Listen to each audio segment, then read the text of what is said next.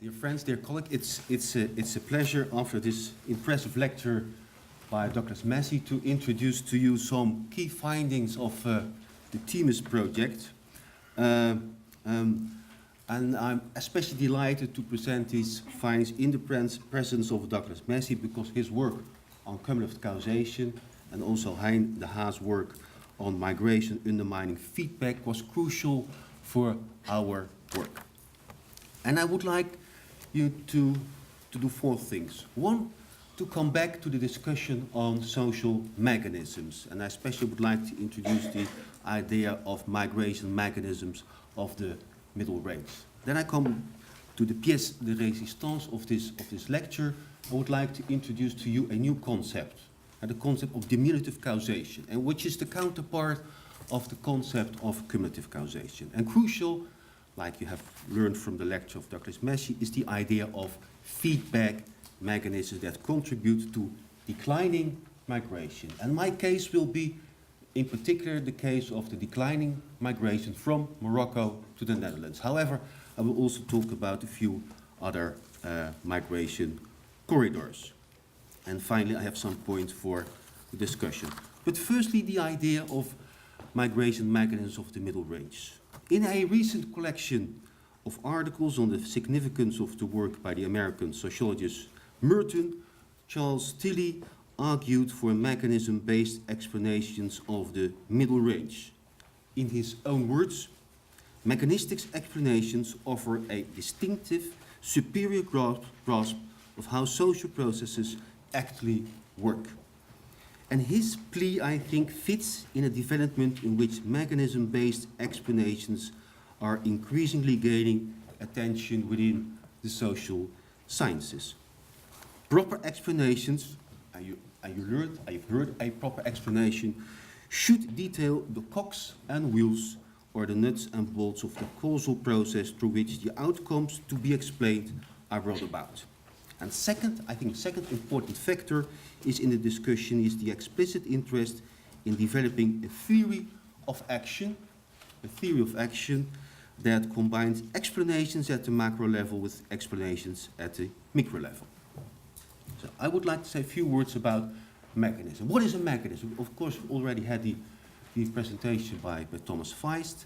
Some characteristics. A mechanism is identified by the kind of effect it produced. For example, increasing apprehensions or declining irregular migration or declining migration from Morocco to the Netherlands. It's a causal notion. It has a structure. It turns the black box into a transparent box. It's also very interesting that you see this move in the social sciences from this postmodern turn now to a very realistic turn, how things really work. We should know how the causal process works. They form a hierarchy. You also learned it from the presentation by Dr. Messi. You see, a set of mechanisms that are interrelated, and you have higher and lower mechanisms that contribute to a specific outcome. And of course, you have the role of feedback loops. Now, a classical example of this feedback loop is the self-fulfilling prophecy, which is, I think, strongly related to the Latino threat. An incorrect definition of the situation generates specific collective behavior that makes the incorrect behavior become true. And finally, and I think that's also important, aspect of the debate is the combination of macro level and micro level explanations. So I bring in a boat. After all these fluid metaphors, I thought I would bring in a safety boat. This is the Coleman Boat. But by the way, Dutch policymakers always make use, as you can imagine, of fluid metaphors. And also with respect to policies. Because the Dutch will never start a war on irregular migration. They will build a dike. That's, okay,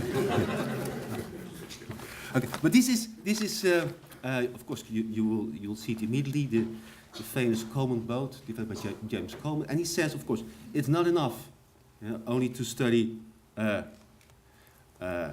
relationship between social facts and a specific outcome. You should take into account how macro-level social facts change individual motivations and belief systems, how it generates specific behavior, specific acts, And finally, that you have to take into account the aggregation of all these individual acts. And that is, of course, the issue of the intended and also the unintended consequences of collective action. And I think this is useful for my idea of diminutive causation. So I promise you to say a few words about the declining migration from Morocco to the Netherlands. That is my case. But I also would like to say a few words from the migration from Brazil, the declining migration from Brazil to Portugal and from the Ukraine to Portugal, and the migration from Morocco to the UK. As I said before, the notion of diminutive causation is the counterpart of cumulative causation, and it's interesting that it was already in the work of Myrdal, who coined this concept of circular or cumulative causation.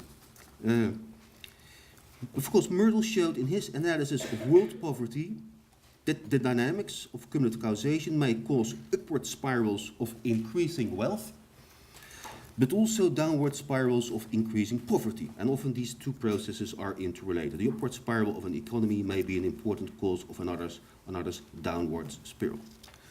We know from the work of Douglas Massey that inequality generates migration, leads to remittances. Remittances generate feelings of relative deprivation, stimulate migration again. You see the establishment of migrant networks.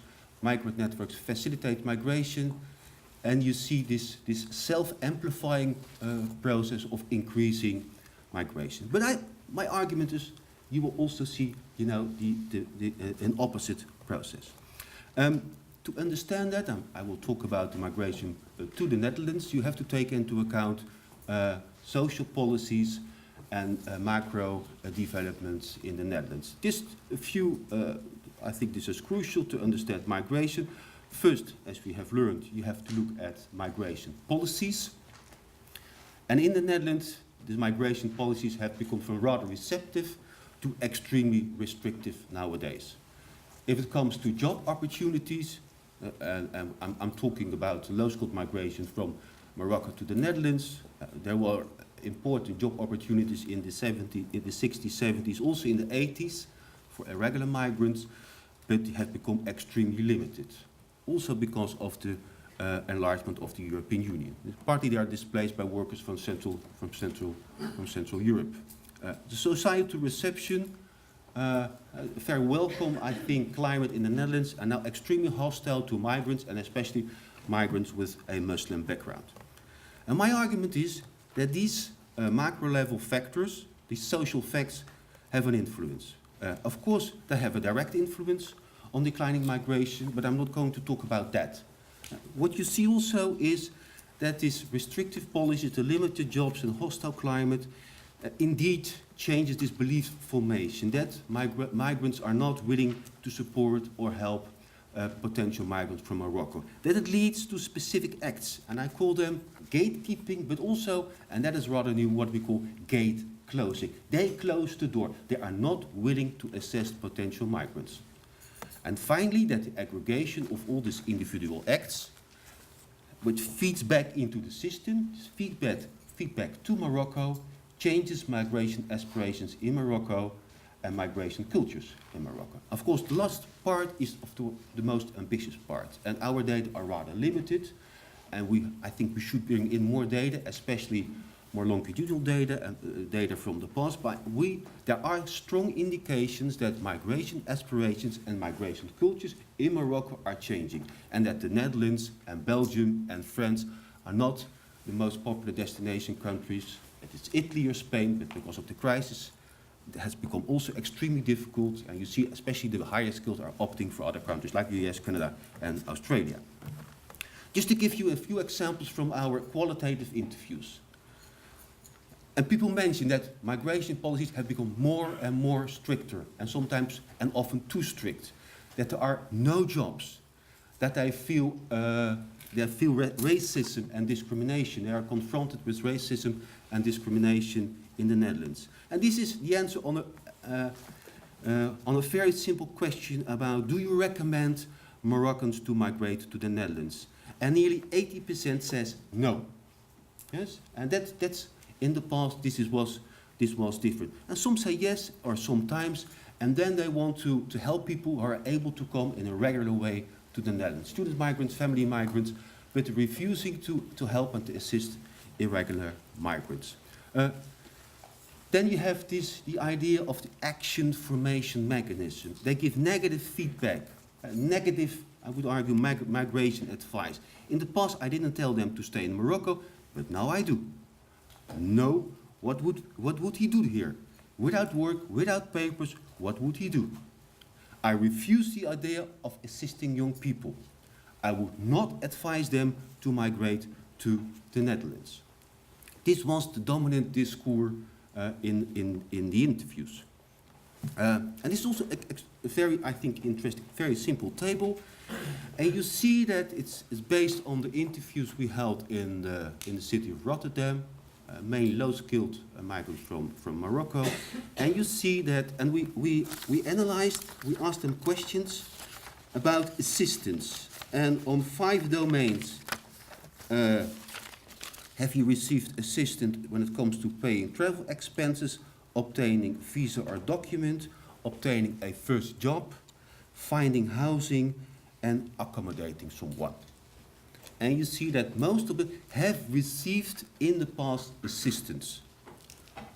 3%, 3.6%, and one of has said we haven't received assistance. But most of them have received assistance on 2 or 3 or 4 or 5 domains. However, if you ask the question, are you nowadays willing to assist people? Nearly 70% says no.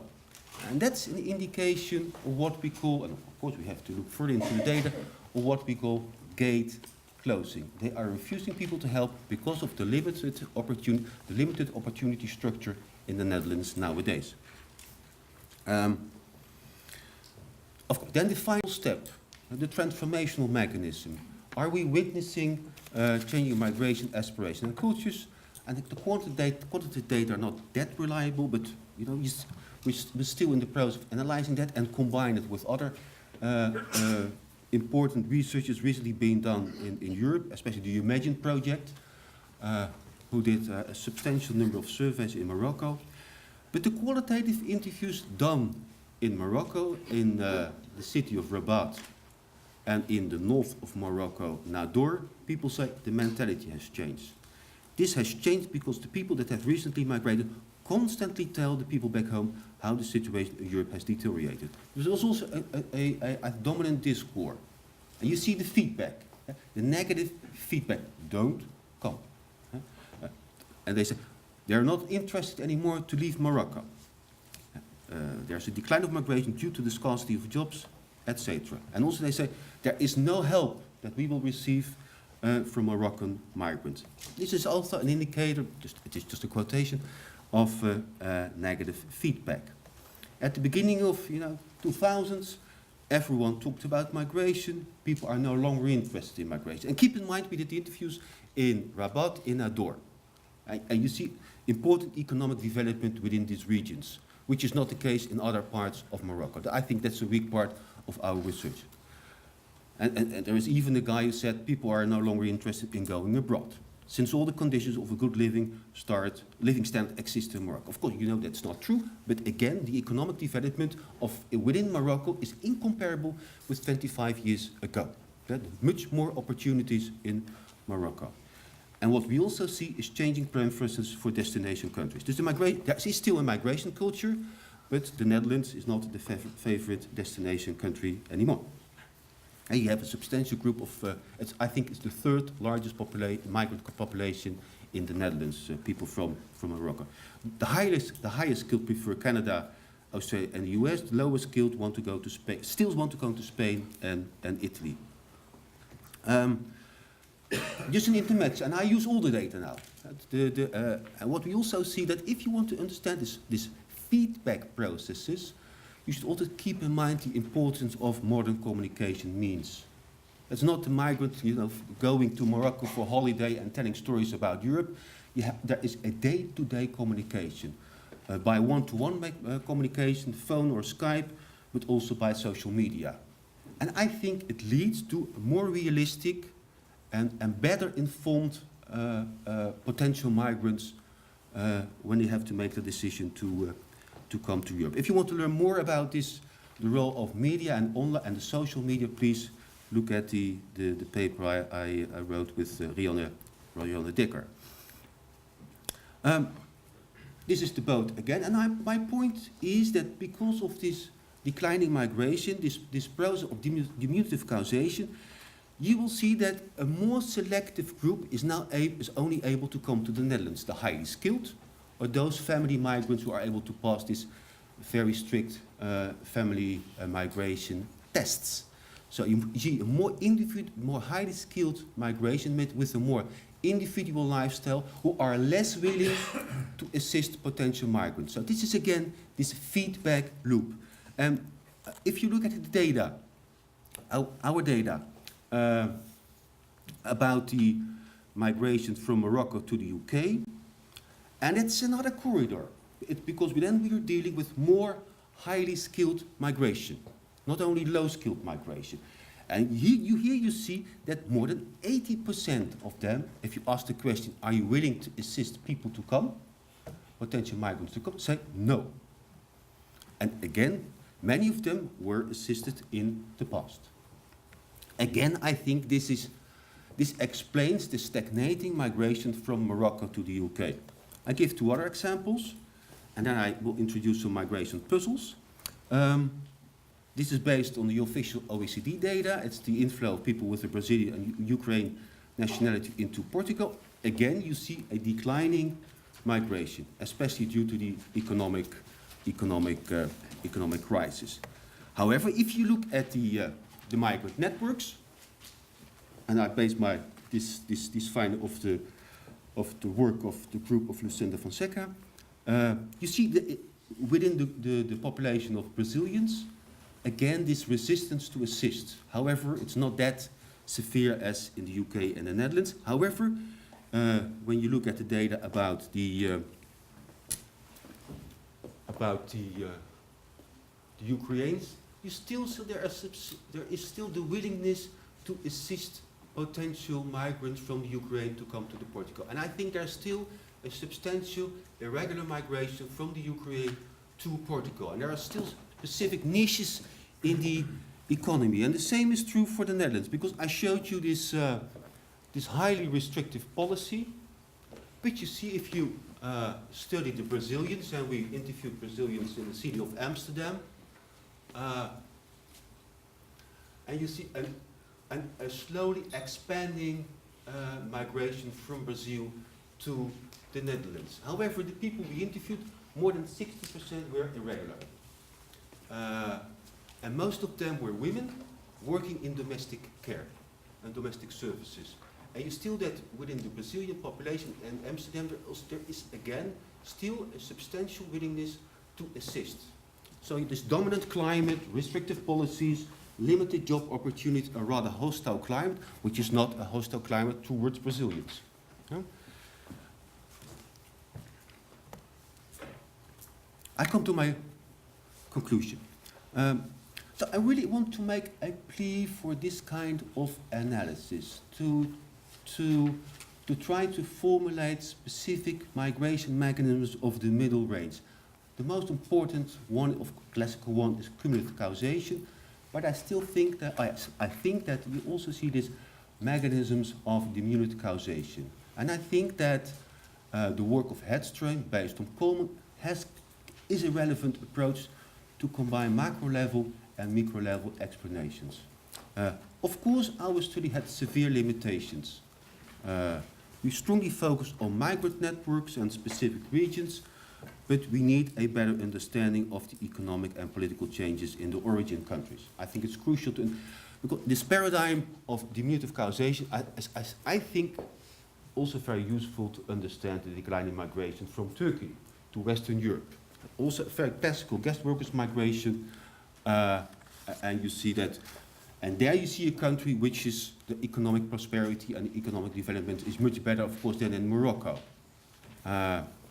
And finally, we have to explain some of these empirical migration puzzles.